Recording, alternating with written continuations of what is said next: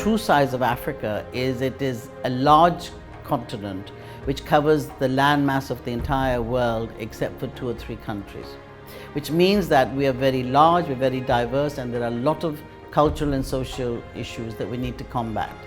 And this impacts on the infection control program. The burden of disease is huge, speaking of healthcare-associated infection in this continent. The rates of infection range between 2-fold to 20, up to 30-fold. My passion is to use the Infection Control Africa network as a tool to move forward, to make sure that in our own contextual way, that we actually bring infection control to the various countries. And I'm very proud to say that it's working tremendously well. So my challenge to you is to think of ways that are totally unique, totally novel, that we can actually change the Guinness World Record on the relay to another method. Can you do that? We are very excited to have a collaboration with the University of Geneva Hospitals and Professor Pite's team in particular, and the Infection Control Africa network. We're working, we've just had a workshop on the Hand Hygiene Excellence Africa group, which has been very exciting. She answers the phone and starts walking out, stops in the doorway and asks the nurse to remove the antibiotics. Please remove the antibiotics. Because she followed the doctor who had gone to the next patient.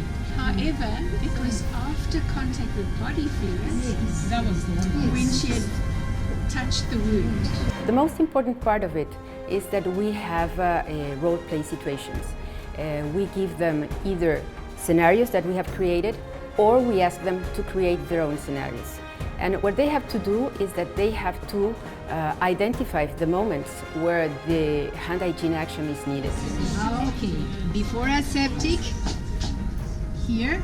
Through the simulations, we looked at all the different observations. So this was a very effective way of learning, and it has reinforced the good things that we already know, but also has helped us to undo some of the bad habits we had. Our role is to encourage course participants to make use of the WHO hand hygiene self-assessment framework, which provides them with a situational analysis for them to identify gaps in their systems which drive their action programs for the future. Using, the whole self-assessment tool is another new thing which I have understood and which we are going to introduce across our facilities in Cameroon. One of our roles here was to try to encourage the participants to share their experiences. How did they apply the WHO multimodal strategy in their facilities, both at the hospitals, other healthcare facilities, and also at the national level? The most exciting part has been that what one has been doing over the years, wrongly, without appreciating it, has just been reviewed. That you could do the same thing in a better way and get a very tremendous result.